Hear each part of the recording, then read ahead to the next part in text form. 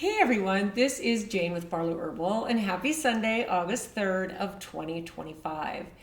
Now, I just spent the last 30 minutes recording a beautiful message for you. I went to hit the stop button and never recorded. So I'm going to attempt to do this again and bring out the information the same. It might be a little tightened up and a little shorter, which might be good as well. So what I'm doing is I'm expanding on the idea of not only is there a great awakening that's been happening, but now, even more importantly, there is a great remembering. And I talked about that last week in the video where I brought in the idea that we are connected to Mother Nature. The plants are helping us remember that we are designed for vibrant health and we are a piece of the whole. So here's what I wrote at the beginning of my week in my journal. The Great Awakening is now the Great Remembering. How remembering makes everything and everyone okay. And I put a little heart by okay. Makes everything okay. Everything is good. Everything is fine. Okay? We get to see other people's journey and not judge it at all. Think about the people you're closest to and how you have judged them in the past. There are so many layers to pull back until you see the truth, the full truth. Okay, and that to me is the unlearning. And I'm going to expand on that in a second. And oh my, is it a lovely, peaceful place to land.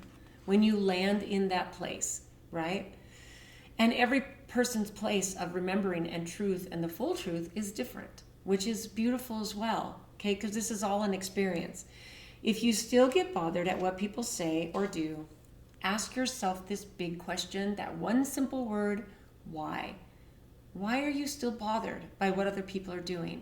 And I'm not talking about people who hurt other people or do worse things than that, okay? I'm talking about the little things that people do in and out, day in and day out. Your friends, your family, mostly your family, the person you live with, the people you live with, your kids, your spouse, your parents. If you still get bothered by the little things that these people or little situations or even a big situation, ask yourself, why? Why is it that you still get bothered? And that is the main question. To me, that is the big question, right? So I have some thoughts on this great remembering that we're in that I'm really excited to share with you. So number one is that we need to realize that we are not becoming divine. We are already. We are remembering that we're already divine. We don't have to do anything, okay? The illusion is separation. That is one of the biggest lies that we've been told. And there have been so many masters, so many gurus, so many people who have written books about it. This, the illusion of separation. This is top of remembering who we are and why we're here. Because this has been the man's great search, right? And we want someone else to tell us why we're here. We want someone else to save us. We already know we are the ones who are going to save ourselves. And do we need saving? We are already whole. We are already part of the whole, okay? So the illusion is separation between us and God, us and Source, us and our Creator, us and the infinite, limitless universe. We're not separate from that. We're here having a finite experience, right? But humanity has kept us asleep. And they've kept us thinking that we're separate from others as well. Separate from the earth, separate from others, all the stuff. The simple truth is that we're waking up to this. We are not apart from God. We are a part of God. That's number one, okay? Now the second piece of this is that this life, this might trigger some people, this is not a test. This is a dance. This is an experience, okay? And here's what I wrote about that. We are not here to prove our worth. Okay, and on purpose, I wanted to keep this a tiny bit edgy because I think that it's easy to dance around it and just to, we have to prove we're worthy. No, we're already worthy. We're already worthy, okay? We're not here to prove our worth. We're here to experience and to love. And I believe we're here to co-create experiences with other people.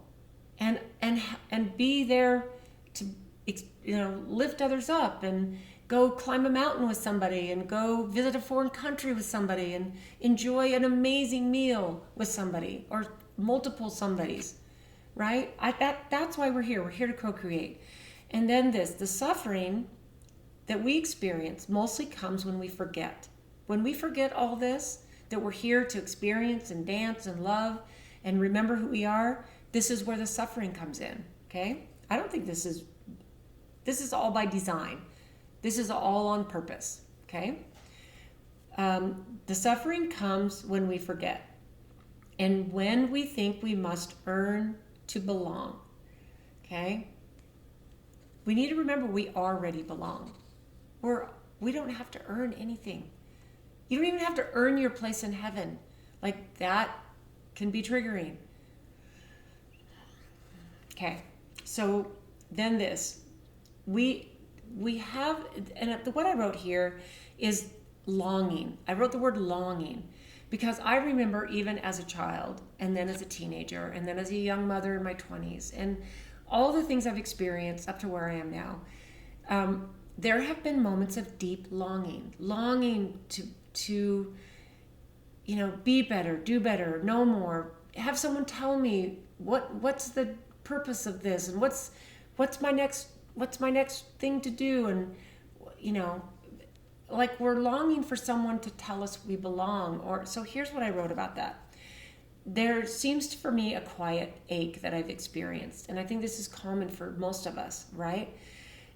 A quiet ache that I've always had, and it feels like a yearning for more love, more truth, and more meaning.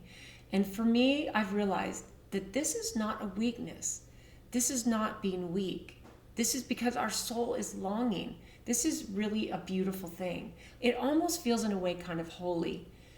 Our longing to remember that we are part of the divine, right?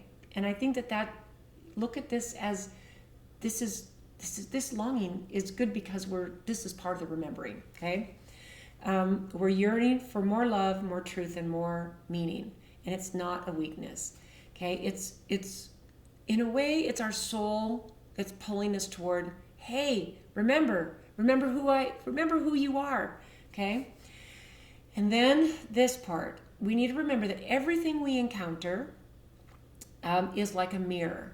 If we encounter a situation that triggers us, a person who triggers us, this is a mirror reflection of who we are and where we are in this whole remembering game, okay? The people we meet are not obstacles or even others. We need to remember they're not separate from us. Remember, separation is the illusion, right? These are all reflections that help us remember facets of ourself, okay? And that might be a little tough because sometimes they're light reflections and sometimes they're dark. Sometimes it's a bit of a shadow element, right? And then we are a part of the whole, but we're playing parts. Okay, so look at this as you are part of a player in a play. And you think you're the star of the play, but the play wouldn't be what it is if it wasn't for all of the players. And then maybe even on a grander scale, look at this as maybe a wave in the ocean who thinks that it's separate from the ocean. It's like, look at me, I'm a wave. I'm come up and down, and I'm the star of the show, and everyone sees me, I'm the big wave. But the wave is part of the ocean. It's still part of the whole, right? Look at yourself as part of the whole. You are part of this dance. You are a piece of it, okay? And now here's a few questions that I brought in to help us with this quest for remembering, okay?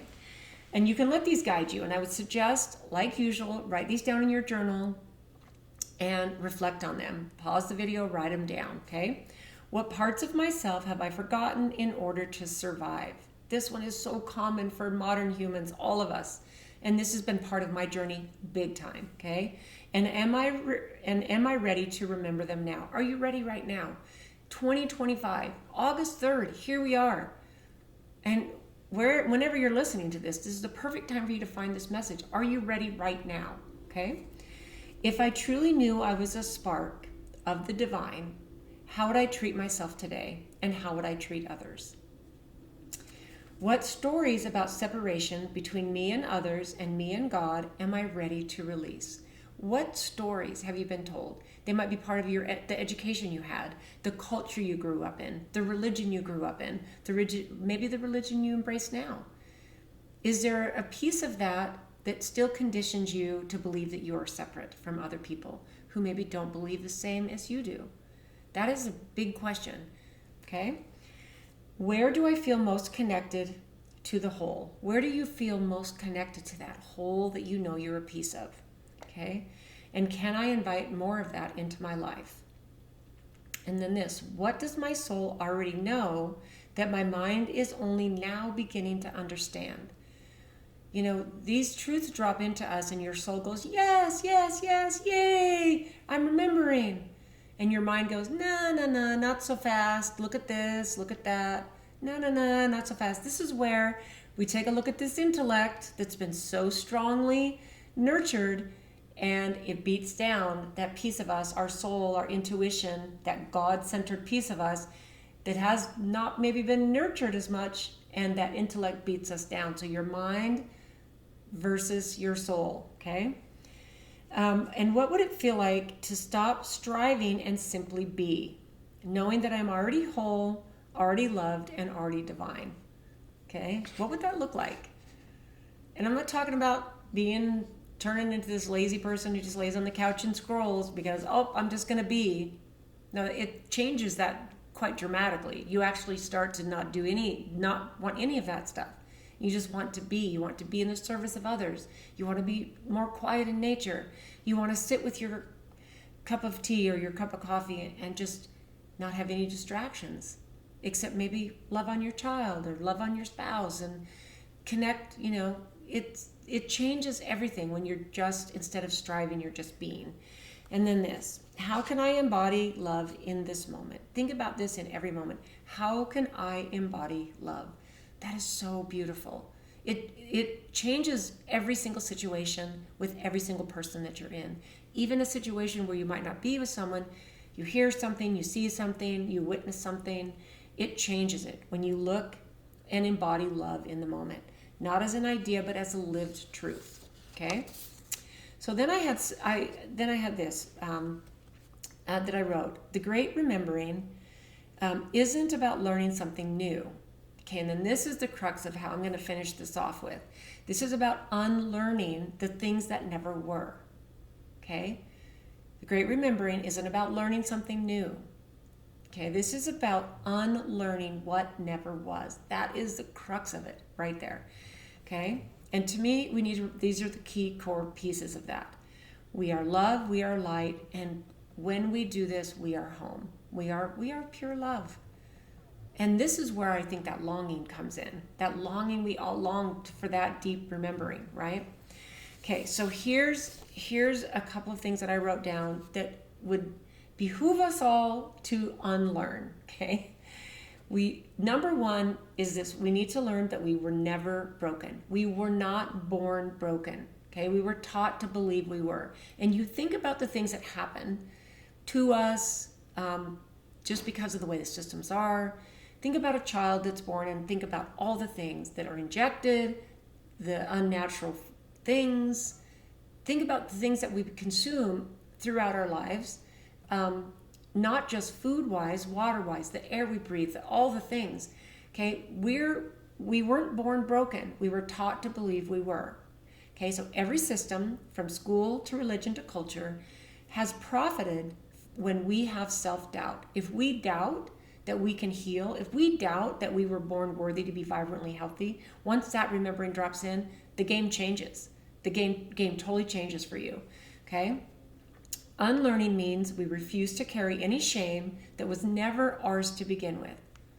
And I have seen so many people unlearn this whole part about not being born broken. And they might have to go through a good part of their life where maybe they're being influenced by even sources like their parents, they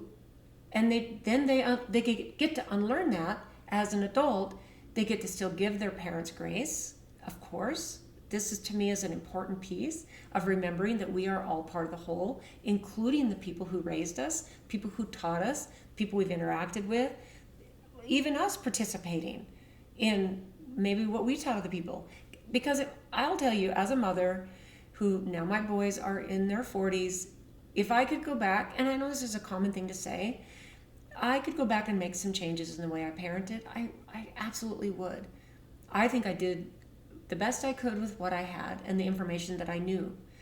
And to me, this is where this beautiful remembering comes in. It's like I came in for that experience. I came in for that. Okay? And then this is something else to unlearn. Healing isn't becoming a better version of ourselves. Okay? So think about that. It's remembering who we were before the world told us who to be. Okay? So healing isn't becoming a better version of ourselves. It's remembering who we were before the world told us who to be. Okay, before they named us, before they blamed us, before they tamed us, all the stuff, we simply were. Think about what happens when a baby is born. This shiny new soul. I think if babies could talk to us, it would be such a beautiful conversation, because they're so fresh from God, from source, their souls.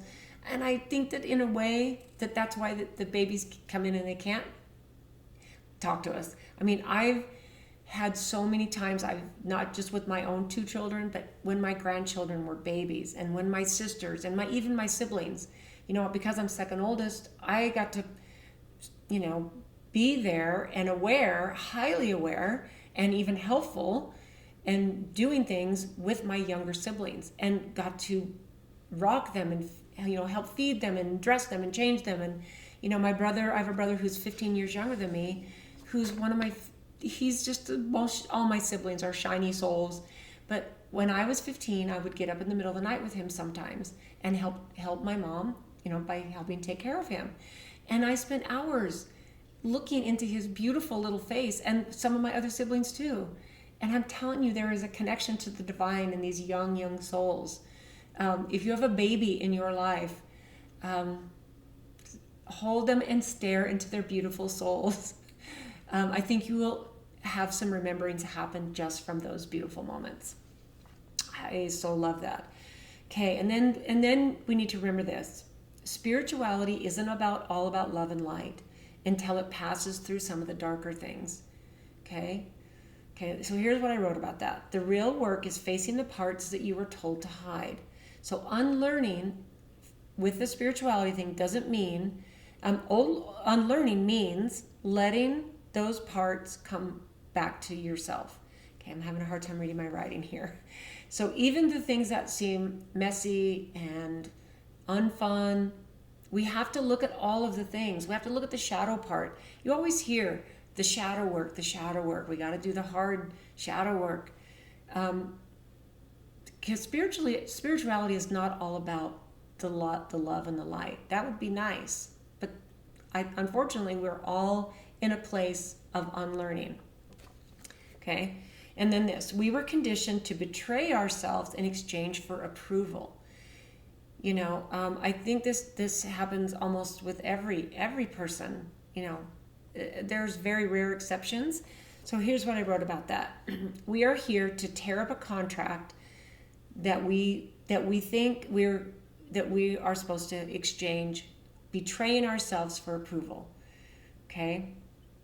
So make a little ritual, make a little ceremony, write out the things that you were expected to do because you were someone else, your parent, your grandparent, wanted you to marry a certain person in your culture or stay in a certain religion, or they would disown you. And so you did things because you wanted approval from other people or other situations or religions or whatever. Okay? So here's what I wrote. There's a contract that we're here to tear up. Every time you wanted to say yes and it felt like you had to say no. Okay? Think about that. Every smile that we put on our face when really there was some pain that we were covering up, and this is where we really have to realize that it's okay to express these emotions in a measure, this is all learning and unlearning, okay? We're allowed to unlearn that survival is like a script. We're allowed to unlearn that, okay? And then this, not everything you call you is actually yours. Okay, so think about this. The voice in your head that says you're not enough, okay? Think about all the things your mom said to you, your dad said to you, your grandparents, your teachers. You know, that voice in your head that might still tap on there and say you're not enough, you didn't do this right, you didn't do this, you know, you don't drive a great car, you didn't get the job I thought you should get. Now you start to feed these things to yourself. We're so conditioned that no longer do you need anyone externally to tell you, because now this is a loop in your brain, okay? So not everything you call you is actually yours. What are you ready to release and unlearn?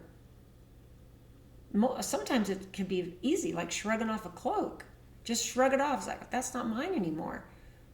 You might disappoint a few people. You can still do that with love, 100%, okay? And then this final thought on unlearning. We need to realize that productivity does not determine what we're worth. Now, I'm all about productivity. I love to be busy. I love to keep my space clean. I make quilts for my grandkids and my siblings and my own kids. Like, if I have a good friend, I'll make them a quilt. I love to be busy, and all the other stuff I do. So this is not the kind of productivity I'm talking about, okay? So productivity does not determine what we're worth. And then this, appearance, how we appear, does not determine where our value is. If we have a fancy car, that doesn't mean that we're worth more. If we dress in really expensive clothes, you know. And I like to be clean, give me a nice shower. I like my eye makeup. You know, I've had people comment before, your eye makeup's too dark. Okay, well, that's what I like. I like it. And for me, that makes me feel good as I walk through this life, and along with other things that I do. But I don't drive a fancy car. I have like an 11-year-old car at this point. I love it. It's dependable. I keep it serviced. It's amazing. I don't care. I've got a few door dings in it. It would be nice if they weren't there, but I don't really care. It doesn't make me less worthy. Okay, so I want to say this again. Appearance is not your value. And then this piece. Okay, guys, this is almost the most important piece of this last section. Trauma is not our identity. Whatever we absorb in this lifetime, that is trauma. It does not identify us. It's a part of an experience. We can choose to let it identify us, but part of this great remembering is that these things don't have to identify us. Productivity doesn't mean it doesn't determine our worth.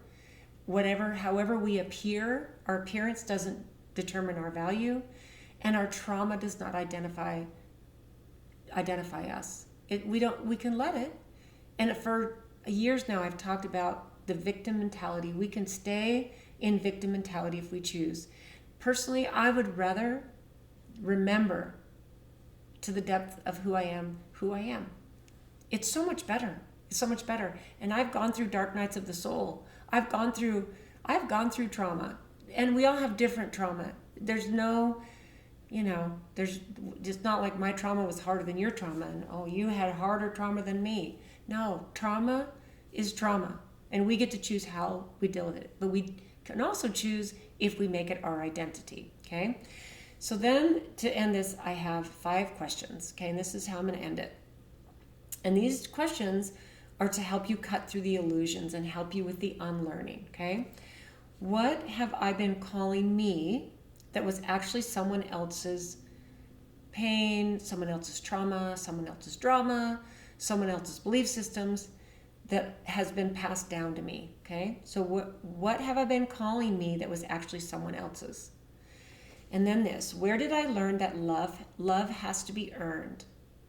It might have been something that your parents taught you, or your teacher, a teacher who is really important, taught you. Okay, where did you learn that love has to be earned? It doesn't, okay? can I let that belief go now? Let that belief go now. Let that go. Say goodbye. Have a little ceremony about that. Okay? And then this, who would I be if I stopped trying to be good and started being true? Who would you be? And I'm not talking about not being kind, not being compassionate. I'm not talking about any of that. And I know full well you guys know what I'm talking about.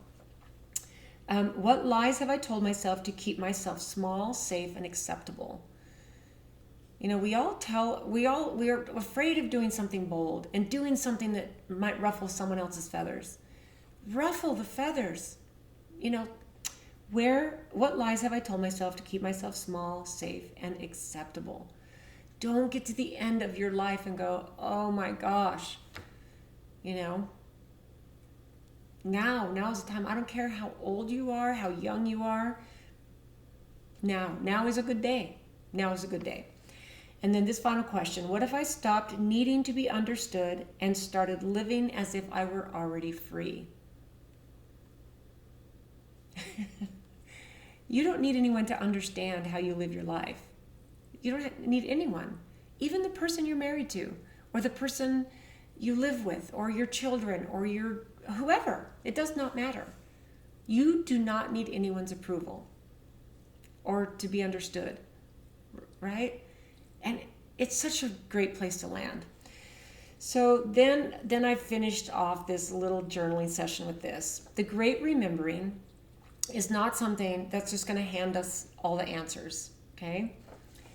What it does, actually, I found, is that it hands us something more like a reflection, like a mirror. It holds up a mirror for us, okay? Sometimes what we see there is very hard to look at. When we're in this great remembering and all this unlearning, when we hold up that reflection, it can be very, very difficult to see that, okay? But we need to think about this.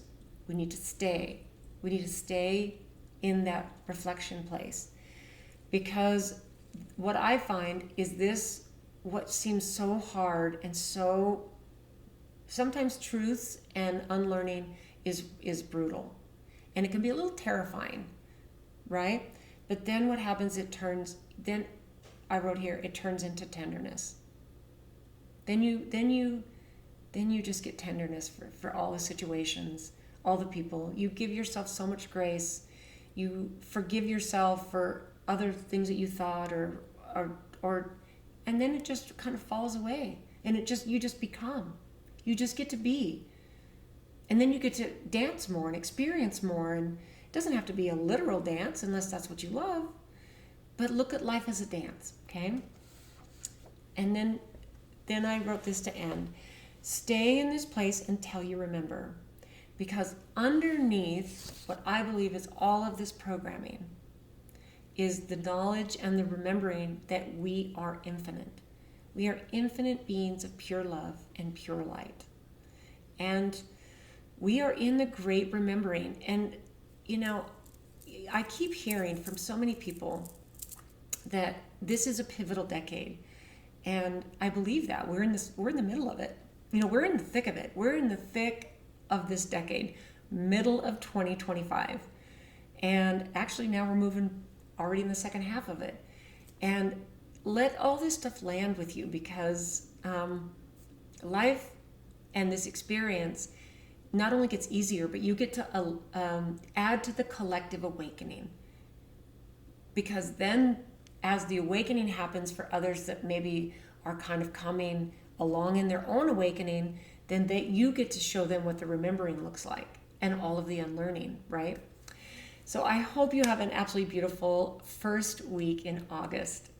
It's a beautiful time to be alive, guys, and I am so grateful to be here along with you. So thanks for tuning in, and we will see you next week.